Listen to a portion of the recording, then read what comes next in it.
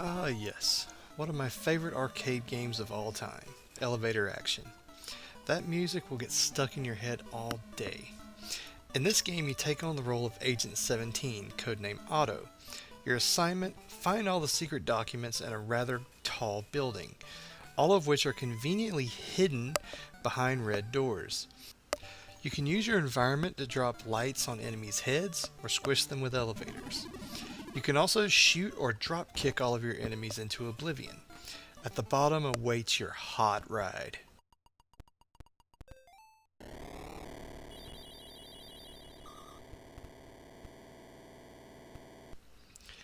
I found out that there was a sequel to this game about a year ago. Somehow I just missed it. Elevator Action Returns was made in 1994 by Taito. It was only 11 years between the original and its follow-up. This time out, you have 3 agents to choose from, with all varying abilities.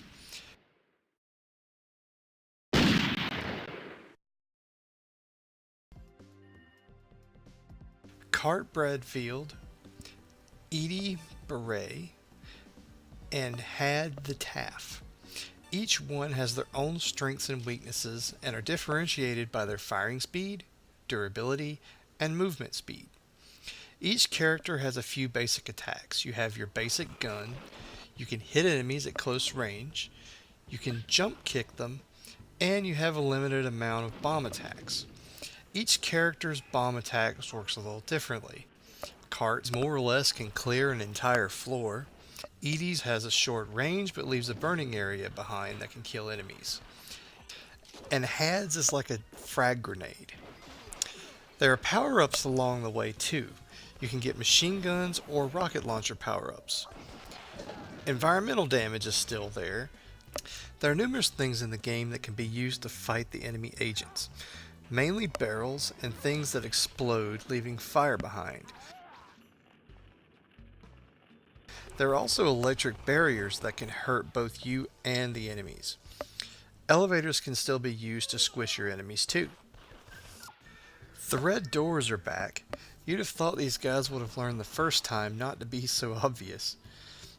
There are also blue doors this time, which randomly give you score-adding items, special weapons, more bombs, or health. Each level also ends with your agent hitching a ride on some sort of vehicle, but nothing like that original hot ride. Basically, Elevator Action Returns takes everything that made the first game fun, but amplifies it. While the music is not as catchy as the original, the music for this game is pretty solid and has some great tracks. There were about 400 of these machines made, so like many of the games I cover on this show, it may be a little difficult to track down. However, the game was released for the Sega Saturn in 1997, which also included the original Elevator Action.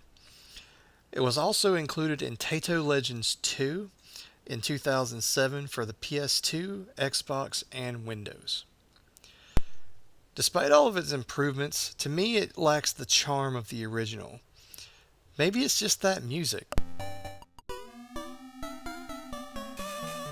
Elevator Action Returns is still a blast to play and definitely worth your time in checking out. One other thing to mention is that this game is not a single player game, it is a multiplayer game. It allows you and a friend to play at the same time, which, unlike the original, which was only a single player game. So, once again, thanks for watching Classic Credits. Hope you enjoyed the episode. If you like it, subscribe, and we'll see you next time, where I hope to show you some games that you may have forgotten or never even heard of.